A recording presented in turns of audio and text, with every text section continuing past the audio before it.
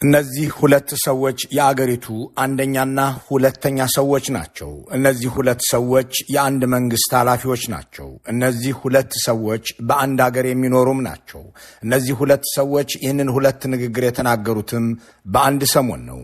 እነዚህ ሁለት ሰዎች እንዲህ ያለ ሁለት ነገር የሚናገሩት አንድ መንግስት ስላላትም ሀገር ነው። ፊልድ ማርሻል ብርሃኑ ጁላ በጦር ኤታማዦር ሹምነት የሚመሯት ሀገር የመከራና የሰቆቃ ሀገር ነች በሚል የምትገለጽ ነች። አብይ አህመድ የሚመሯት በጠቅላይ ሚኒስትርነት አስተዳድራታለሁ የሚሏት ሀገር ደግሞ እያማረባት ያለች ነች። የብርሃኑ ጁላ ንግግር በደንብ የተብራራ ነው። ኢትዮጵያ ማለት ስርዓት አልበኝነት የነገሰባት ሀገር ነች። ኢትዮጵያ ማለት ለፊልድ ማርሻሉ ሰላምና ልማት የጠፋባት ምድር ነች። ለእኒሁ ኤታማዦር ሹም መንግስታቸውና ሀገራቸው ዳር ድንበር መከላከል የማይችሉ ናቸው። በብርሃኑ ጁላ አይን ኢትዮጵያ ሉዓላዊነቷን ያጣች ነች። በብርሃኑ ጁላ አገላለጽ አገሪቱ እርስ በርሱ የሚተላለቅ ማህበረሰብ ያለባት ሀገር ነች። እኒሁ ፊልድ ማርሻል እንደበየኑት ኢትዮጵያ የውጭ ጠላት እንደፈለገ ገብቶ ዜጎቿን የሚያጫርስበት የሞት የመከራና የሰቆቃ ሀገር ነች። ጠቅላይ ሚኒስትሩ የሚሉት ደግሞ ሌላ ነው። ኢትዮጵያ ማለት ሌሎች ሀገራት ሁሉ እየወረዱ እሷ እየወጣች ነው። በውጭ የሚኖሩ ኢትዮጵያውያን የሚኖሩባቸው ሀገራት ሁሉ እየወረዱ ስለሆነ ኢትዮጵያም እያደገች ስለሆነ ወደ ኢትዮጵያ እንዲመለሱ የሚጋብዙባት ነች። ወደ ቤታችሁ መመለስን ማሰብ የምትጀምሩበት ጊዜ ደርሷል። በማንኛውም መመዘኛ እያደገ ያለ ሀገርና እየወደቀ ያለ ሀገር ውስጥ ለመኖር ምርጫ የትኛው ተመራጭ እንደሆነ አይመከርም። በአብይ አህመድ መመዘኛ ኢትዮጵያ እያማረባት በውጭ የሚኖሩ ኢትዮጵያውያን ሁሉ ከሚኖሩባቸው አገራት እየላቀች ነው። እንደ እርሳቸው አባባል ከስዊድንና ኖርዌይም ከአውሮፓና አሜሪካም እንዲሁም ከካናዳ ይልቅ አብይ አህመድ በጥቂት ዓመታት ውስጥ ሚሊዮኖችን ገድለው ጭጭ የሚያደርጉባት ኢትዮጵያ ትበልጣለች።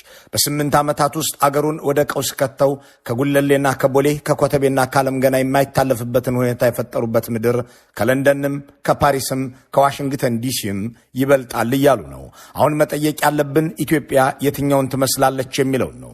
ጠቅላይ ሚኒስትሩ የሚናገሩትን ወይስ ኤታማዦር ሹሙ የሚተነትኑትን?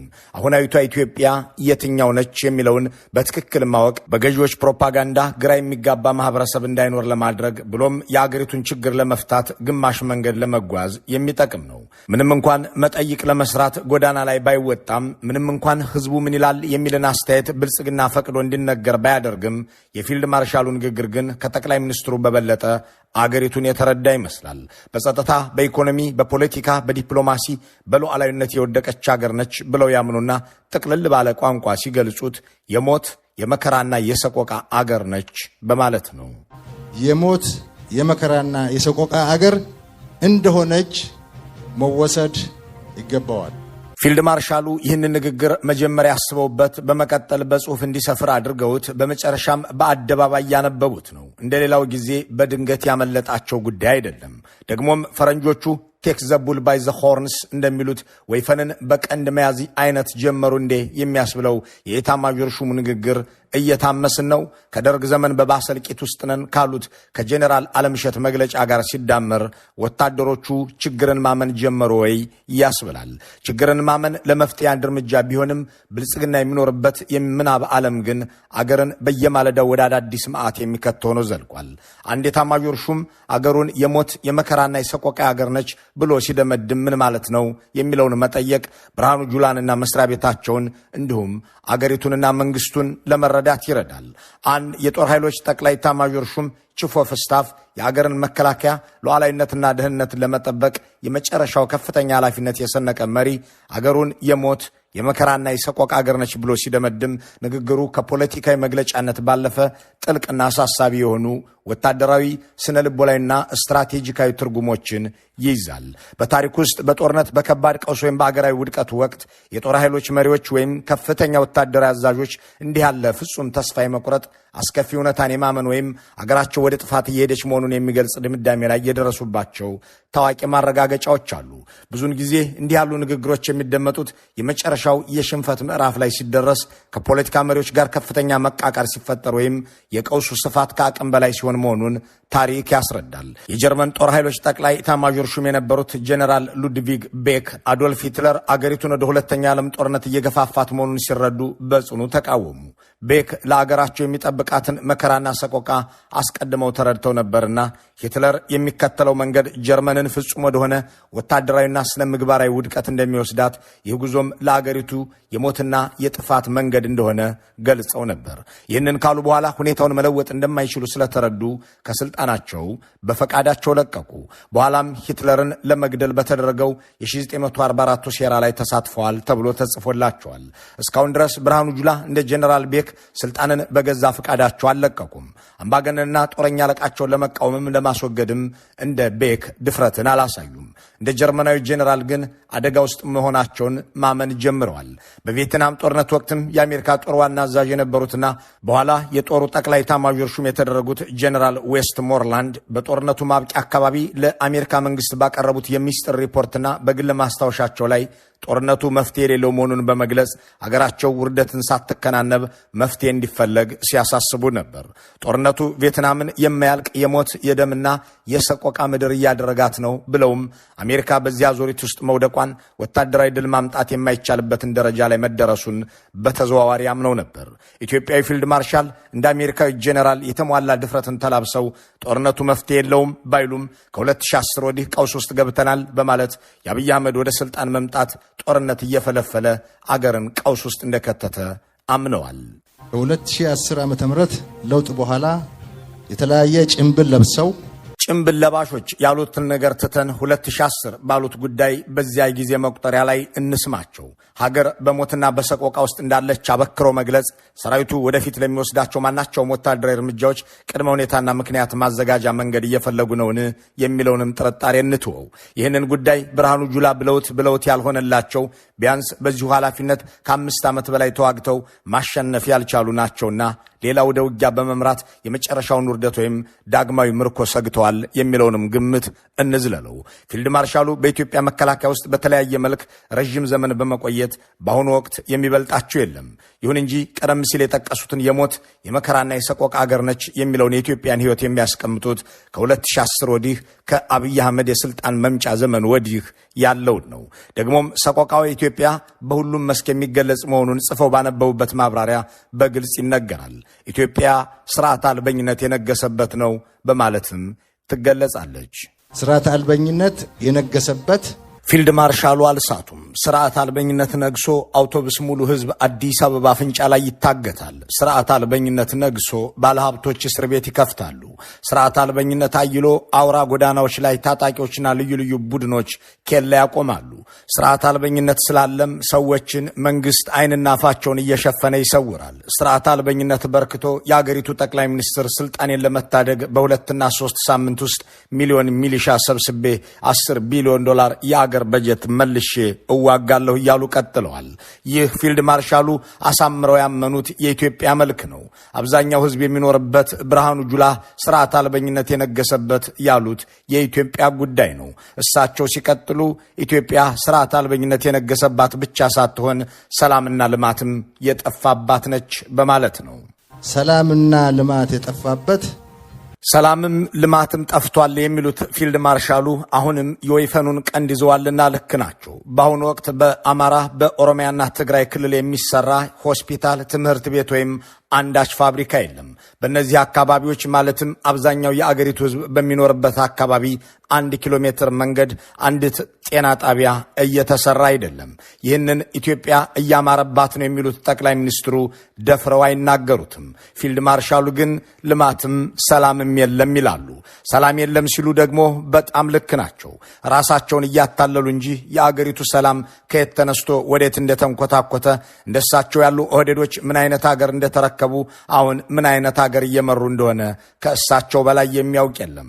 ከ90 በላይ ክፍለ ጦር፣ ኮማንዶ፣ አየር ኃይልና ሚሊሻ እንዲሁም ድሮንና ሜካናይዝድ በአገሪቱ አርሶ አደር ቀይ ሲተረማመስ፣ በአገሪቱ ህዝብና መሰረተ ልማት ገላ ላይ ሲከሰከስ እንደሚውል አዛዡ ራሳቸው ናቸውና ሰላምም የለም ሲሉ ልክ ናቸው። የመከላከያ ሰራዊት ዋና ዓላማ የአገርን ሰላምና ህልውና ማረጋገጥ ነው። የጦርነቱ መሪ አገሪቱ በመከራና በሰቆቃ ውስጥ መሆኗን ሲያውጅ፣ ይህ በተዘዋዋሪ መንገድ እሱ የሚመራው ተቋም ተቋም ወይም አጠቃላይ የአገሪቱ የደህንነት መዋቅር ዋና ተልእኮን መወጣት አለመቻሉን ወይም ሁኔታዎች ከተቋሙ አቅም በላይ መሆናቸውን ማመን እየጀመረ መሆኑን ታሪክና ፖለቲካ ይናገራል።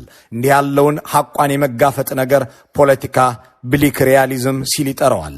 የጦር መሪዎች ከመጋረጃ ጀርባ ያለውን ለህዝብ በይፋ የማይነገረውን እውነተኛና አስከፊ የአገር ገጽታ ማለትም የምጣኔ ሀብት መውደቅ፣ የሰራዊት መድከም ወይም የማህበራዊ መዋቅር መበጥበጥ በሚገባ በተረዱ ጊዜ የአገሪቱ ውድቀት የመጨረሻው ደረጃ ላይ ደርሷል ብለው መጠቋቆም ይጀምራሉ። አሁንም ታሪክ ስናገላብጥ ከምናገኛቸው ወራሪ ሰራዊቶች መካከል የጀርመን አንዱ ነውና ምሳሌ ይሆነናል። በአንደኛው የዓለም ጦርነት ወቅት የጀርመንን ሰራዊት የመራው ኃላፊ ጄኔራል ኤሪክ ሉደንዶርፍ ይባል ነበር። ምንም እንኳን ጄኔራል ኤሪክ እንደ ብርሃኑ ጁላ ሰራዊቱን በራሱ ወገኖችና በአገሩ ህዝብ ላይ ያዘመተ ባይሆንም ከአውሮፓና አሜሪካ ጋር ሲዋጋ ለጀርመን ህዝብ በፕሮፓጋንዳ ማሽኖቹ ይናገር የነበረው አገሩ እያሸነፈች እንደሆነ ነበር። የአገሪቱ ባለስልጣናትም ጦርነቱን እያሸነፍን ነው፣ ለፍጹም ድል የቀረን ጥቂት ጊዜ ብቻ ነው ይሉ ነበር። ነገር ግን ከጀርመን ጦር በስተጀርባ የነበረው የምጣኔ ሀብት መውደቅ፣ የህዝቡ መራብና የሰራዊቱ መዛል ለጦር መሪዎቹ ግልጽ ያደረገው ቀዳሚው እሱ ሰው ነበር። ለዚያውም በዘውድ ምክር ቤት ስብሰባ ላይ ቀርቦ ጀርመን በአስቸኳይ የተኩስ አቁም ስምምነት አድርጋ ከና አሜሪካ ጋር ካልተፈራረመች በቀር ግንባር ሰራዊታችን ሙሉ በሙሉ እንደሚፈርስና አገሪቱ ወደማታገግምበት ጥፋት እንደምትሄድ ይታወቅልኝ ሲል በይፋ ተናገረ። ይህ ንግግር ለፖለቲከኞቹና ለህዝቡ ፍጹም ድንገተኛና የፕሮፓጋንዳውን ስኳር ያቀለጠ አስከፊ እውነታ ነበር። ሰሞነኛው የፊልድ ማርሻሉ ንግግር ያንን የሚመስል ነው። ደፍረው እንደራደር ባይሉም የወይፈኑን ቀንድ ለመጨበጥ ግን ጆሮው ጋር እየደረሱ ይመስላል። ሲቀጥሉም ዳር ድንበር መጠበቅ አልቻልንም ይላሉ። ዳር ድንበር መከላከል የማይቻልባት አገር የአንድ አገር ሰራዊት ዋና ስራው የአገሪቱን ብሔራዊ ጥቅም የሰማይና የምድር ወሰን መጠበቅ ነው። የኢትዮጵያ መከላከያ ዋና ስራም ይኸው ሊሆን እንደሚገባ በህገ መንግስት ሳይቀር ተደንግጎለታል። ይሁን እንጂ የአገሪቱን መከላከያ ከኢትዮጵያ አልፎ ለሌሎች አፍሪካውያን ሰላም ማስከበር የተረፈውን ጦር ከተከበረበት ማማ ወርደው በየሰፈሩ ሲገድልና ሲሞት ሲማረክና ሲቆስል የሚውል ሚሊሻ ያደረጉት እነ ፊልድ ማርሻል ብርሃኑ ጁላ ናቸው። የአገሪቱን ህዝብና ድንበር መጠበቅ ትተው የአብይ አህመድ የስልጣን ዘበኛ ለመሆን የፈቀዱ ጀነራሎችም ኢትዮጵያ ማለት የጠቅላይ ሚኒስትሩ ወንበር ብቻ እንዲመስላቸው ተደርገው ፊልድ ማርሻሉ እንዳሉት አገሪቱ ሉዓላዊነቷን ሁሉም ጎረቤቶቿ የሚደፍሩት ሆነው አረፈው።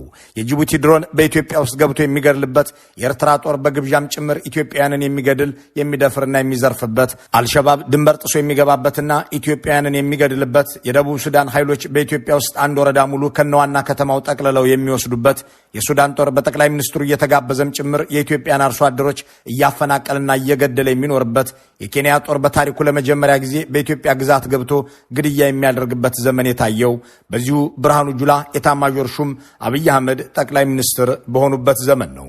ፊልድ ማርሻሉ ይህ ነገር እያሸማቀቃቸው የመጣ ይመስላል። ጠቅላይ ሚኒስትሩ ግን የኢትዮጵያ ሉዓላዊነት ለመከላከል አንድም ጥይት አልተኮስኩም በማለት ይኮሩበታል። በ100 ዓመት ጊዜ ውስጥ 7 ዓመት ሙሉ ከአንድም ጎረቤት ጋር ያልተዋጋ ብቸኛው መንግስት የኛ መንግስት ነው። ባለፉት 7 ዓመታት ከየትኛውም ጎረቤት ጋር አንድ ጥይት አልተኮስም። አገሩ ስትወረር ሰራዊቱን በኢትዮጵያውያን ሴቶች ገላ ላይ እንዲውል ያደረጉት፣ ዳር ድንበር መከላከልን ትቶ ሉዓላዊነትን ከማስከበርም ወጥቶ ሕፃንና እናት ሲገድል እንዲከርም ላደረጉት አብይ አህመድ ባለፉት 100 ዓመታት ኢትዮጵያ ጎረቤቶቿ የከፈቱባትን ወረራ መከላከሏ የሚወገዝ ነው። አገርን ለመከላከል አንድም ጥይት አለመተኮስ ደግሞ የሚያስደስትና የሚያኮራ በአደባባይም የሚነገር ነገር ነው። እንዲህ ያለው ጉዳይ ግን ብርሃኑ ጁላን ማሸማቀቅ የጀመረ ይመስላል። በየአቅጣጫው የተወረረ አገር እንዳላቸው የገባቸው ኤታማዦር ሹሙ ኢትዮጵያ ሉዓላዊነቷን ያጣች ነች ሲሉ ይገልጿታል። ሉዓላዊነቷን ያጣች፣ እርስ በርሱ የሚተላለቅ የውጭ ጠላት እንደፈለገ ገብቶ ዜጎቿን የሚያጨርስበት፣ በትክክል ኢትዮጵያ ሉዓላዊነቷን አታ እርቃኗን ቀርታለች። የግዛትና የወሰን ሉዓላዊነቷን ብቻ ሳይሆን የፖሊሲ ሉዓላዊነቷም ተገሶ ለአይኤምኤፍ በይፋ ከተሸጠች 3 ዓመት ደፍናለች። እናም ፊልድ ማርሻሉ ይህንንም ሲሉ ልክ ናቸው። የውጭ ጠላትም ወደ ኢትዮጵያ ሰተት ብሎ ገብቶ ከአልሸባብ እስከ ሻቢያ ተጋብዞም ተጠርቶም ራሱም ወስኖ ዜጎችን ከመንግስት ወገን ሆኖ ገድሏል። ፊልድ ማርሻሉ ይህ ተገልጦላቸዋል። ሉዓላዊነታችን ተገርስሶ የውጭ ጠላት መጫወቻ ሆነናል የሚለውን በአጽንኦት ገልጸውታል። ይሉታል። ጠቅላይ ሚኒስትሩ ግን ድሃ ሀገር ሉዓላዊነት የለውም ባይ ናቸው።